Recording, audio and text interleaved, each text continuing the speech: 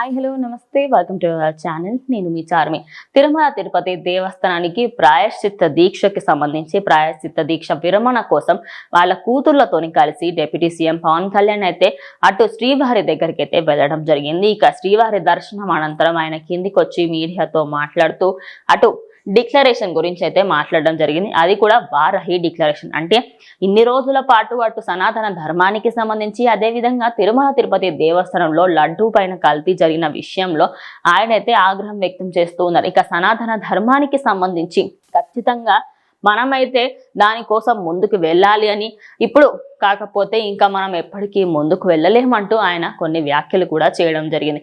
ఇక అదే అంశానికి సంబంధించి అటు ఆలయాలలో నిత్యం జరిగే పూజా క్రతువులు అదేవిధంగా నైవేద్యం ప్రసాదాలకి సంబంధించి ప్రతిరోజు దాన్ని విశ్లేషించి దాని నాణ్యతని పరిశీలించిన తర్వాతనే స్వామివారి దగ్గరికి తీసుకువెళ్లే విధంగా వారాహి డిక్లరేషన్ అయితే ఆయన ముందుకి తీసుకురావడం జరిగింది. అదే కాకుండా ఇటు గవర్నమెంట్ కి సంబంధించి కూడా ఆయన మాట్లాడడం జరిగింది.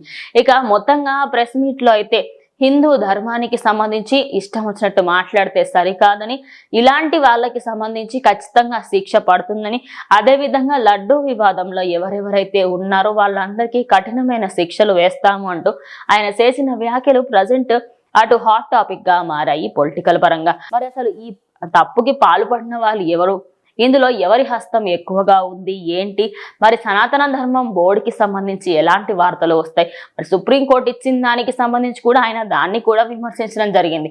ఇక దేనికి సంబంధించి ఆయన పోటీ పడుతున్నారు, ఇక దేని గురించి ఆయన ఫర్దర్ గా మరి దీనిపైన మన క్లారిటీ వస్తుందా రాదా అనేది కూడా జనాలకైతే ఇప్పటికైతే అర్థం అవ్వట్లేదు. బట్ సనాతన ధర్మాన్ని ముందుకు తీసుకువెళ్ళాలి, దాన్ని బతికించుకోవాలి అని అయితే ఆయన స్పష్టత చేయడం జరిగింది.